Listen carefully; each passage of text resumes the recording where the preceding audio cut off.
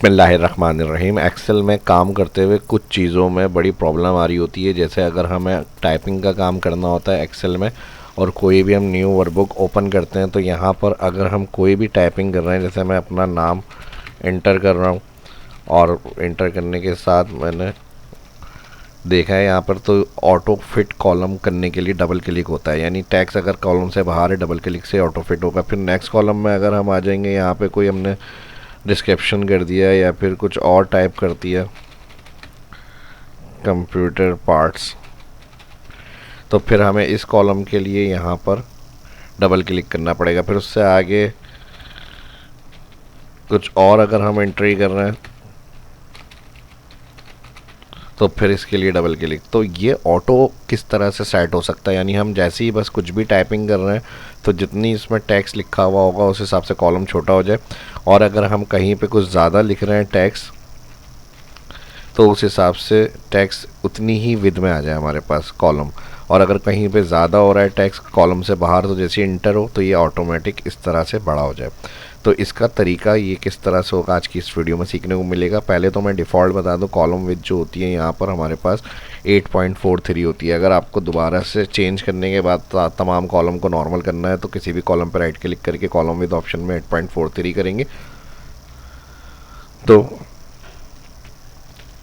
यहाँ पे आपकी कॉलम विद नॉर्मल हो जाएगी। अब इसका क्या तरीका होगा कि ये ऑटो फिट हो जाए। ऑटो फिट के बाद हम राइट क्लिक करते हैं, यहाँ पे व्यू कोड में जाएंगे, व्यू कोड में जाकर इंसर्ट मॉड्यूल करेंगे, इंसर्ट मॉड्यूल में जाकर यहाँ पर हम करेंगे जर्नल जो आ रहा है इसकी जगह पर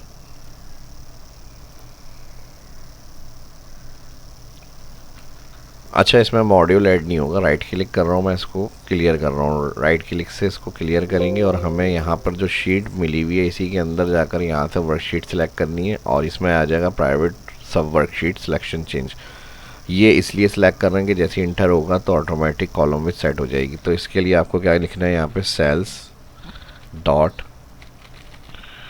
entire column dot auto fit, simple. Back Microsoft Excel में आ जाए, डाटा एंट्री स्टार्ट कर लें अपनी। अब मैं यहाँ पे लिख रहा हूँ डाटा एंट्री फर्स्ट टैक्स, हो गया ये। अब इसके बाद मैंने कोई वैल्यू कम लिखी तो ये ऑटोमेटिक सेट हो गया। फिर मैंने कुछ नाम लिखा तो जितनी स्पेस चाहिए उस हिसाब से ये कॉलम ऑटो फिट चलते रहेंगे आपके। अब वर्कशीट के ऊपर जो भी हम कोड लिखते हैं सिलेक्ट करके तो वो वर्कशीट सिलेक्शन पे काम करता है। ये मैंने एक न्यू एक्सेल फाइल ओपन करी है, इसमें मैं ये चाह रहा हूँ कि जिस तरह हमारे पास ये सारे ऑप्शन होते हैं हम सिलेक्ट करते हैं, अगर हमें सेटिंग हेडिंग बनानी है मर्ज एंड सेंटर तो यहाँ से सारे सेल मर्ज होगा वन क्लिक के साथ। तो ये हमारा जो अभी जो मैंने कोड आपके साथ शेयर किया है इसे मैं क्लियर कर रहा हूँ यहाँ से, तो वो हमारा जो है इसमें इस तरह से काम करे, यानी ऑटो वर्कशीट सिलेक्शन पे नहीं चले। जब हमें डाटा एंट्री करनी हो, जैसे हमें कोई एक शीट फॉर्मेट बनाना है, अब मैंने कुछ कॉलम को बड़ा रखा है, कुछ कॉलम को यहाँ पे ज़्यादा रखा है। अब मेरा जब कंप्लीट हो जाएगा सारा डाटा एंट्री का काम तो मैं बस एक क्लिक करूँ, जितने कॉलम में डाटा एंट्री हो रही हैं सारे वो कॉलम ऑटो फिट हो जाए, यानी फाइनली यानी जो एक्शन होता है, जैसे हम ऑल सेलेक्ट करके ऑल बॉर्डर कर दिया तो ये ऑल पे बॉर्डर आ गया। तो ऐसा ऑप्शन चाहिए हमें, कंटिन्यू नहीं कि हर एक उस पे सिलेक्शन पे जैसे हम काम कर रहे हैं तो यहाँ पर उसी वक्त साथ साथ वो कभी कम हो रहा है कॉलम, फिर उससे नीचे अगर हम टेक्स्ट एंट्री करेंगे तो फिर बड़ा हो रहा है, तो ये चीज़ें नहीं हो। तो हम चाह रहे हैं कि साथ साथ जैसे हमारे पास एक दफ़ा टाइपिंग हो जाए उसके बाद हम जैसे ऑल पे क्लिक करें तो वो अप्लाई हो जाए, यानी ऑटो फिट हो जाए ऑल। तो इसके लिए हमें मॉड्यूल यूज़ करना होता है। मॉड्यूल के लिए भी हम व्यू कोड में जाएंगे, इंसर्ट मॉड्यूल में जाएंगे। मॉड्यूल में जाने के लिए इंसर्ट मॉड्यूल में जो भी हम कोड लिखेंगे यहाँ पे सब्जेक्ट ऑटो फिट कॉलम,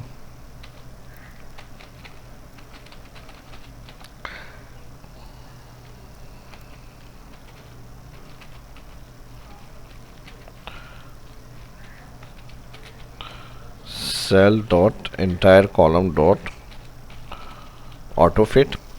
और अब इसका बेनिफिट क्या होगा, इसका बेनिफिट ये है, इसको आपने क्लोज किया एक्सेल फाइल में, अपने आपने ऐड करने के लिए मेन्यू में इसमें जाएंगे कस्टमाइज रिबन और यहाँ से आप सिलेक्ट करेंगे मैक्रो मैक्रो रिकॉर्ड करने के लिए अब आपको यहाँ पे क्लिक करना है, ये ऐड ऑप्शन ऑन होगा तो आपको जहाँ पे भी जिस टैब में इसे यूज़ करना है, तो होम ज़्यादातर जो बेसिक्स ज़्यादा यूज़ होने वाले ऑप्शन है होम में होते हैं टैब में, आपको यहाँ से क्लिक करना है न्यू ग्रुप।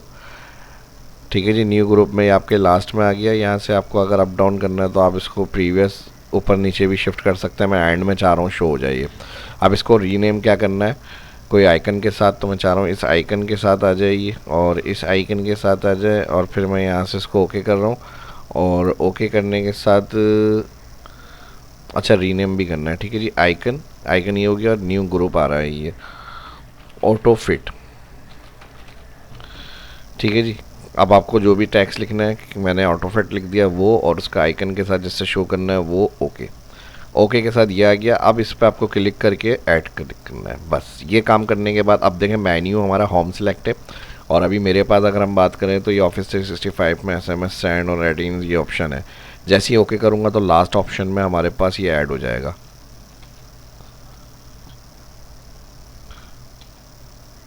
ठीक है जी, अब हमारे क्या काम करना है हमें, भाई हमसे कहा एक शीट फॉर्मेट बनाए जल्दी से फटाफट, एक एम्प्लॉई डाटा शीट चाहिए। तो आपने क्या किया, जल्दी से जो है अपनी हेडिंग को आपने टाइप करा,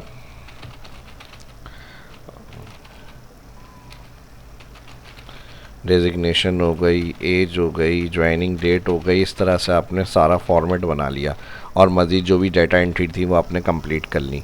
अब आपको क्या करना है, फाइनली फॉर्मेटिंग करनी है। आपने सिंपल यहाँ से क्लिक करा, सबसे पहला काम जितने कॉलम यहाँ पर आ रहे हैं ऑटो फिट हो जाए डाटा के हिसाब से, तो आपने यहाँ पे ऑटो फिट पर क्लिक करना है। बस जो भी फाइनली डाटा एंट्रीज होंगी ऑल कॉलम्स के अंदर, ऑल वर्कशीट्स के अंदर आपको वो वैसी ही मिल जाएंगी। अच्छा, इसका बेनिफिट ये है, अगर मैं इसमें सिलेक्शन नहीं भी बनाता, यानी अगर मैं ऐसी कोई डाटा एंट्री कर रहा हूँ उसके अंदर,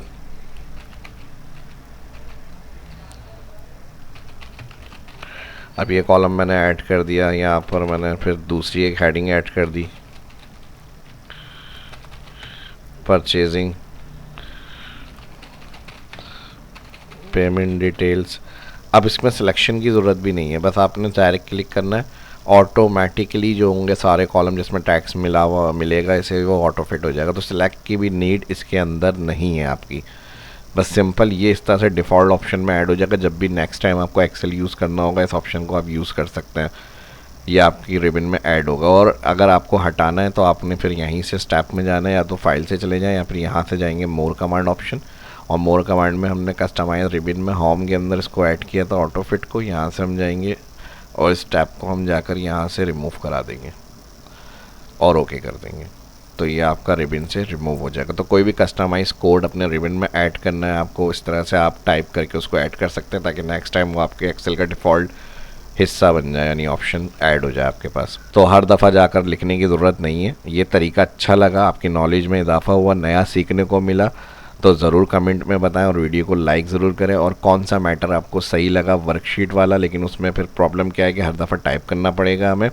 या फिर ये वाला जो दूसरा मैंने आपको बताया कि मॉड्यूल में जाके आप लिख कर उसे अपने मैक्रो में और रिबन में ऐड कर दें डिफ़ॉल्ट बटन के साथ। तो कमेंट में लाजमी बताइएगा, वीडियो पूरी देखिए और अच्छा लगा, सीखने को मिला है तो दोस्तों के साथ भी सोशल मीडिया पे ग्रुप्स में शेयर करें। चैनल को सब्सक्राइब कर लें, इस तरह की informative video helpful Excel expert बनने की मास्टर कमांड आपको टिप्स एंड ट्रिक्स चैनल पर मिलती रहती हैं सीखने को। मिलते हैं नेक्स्ट वीडियो में। अल्लाह हाफिज़।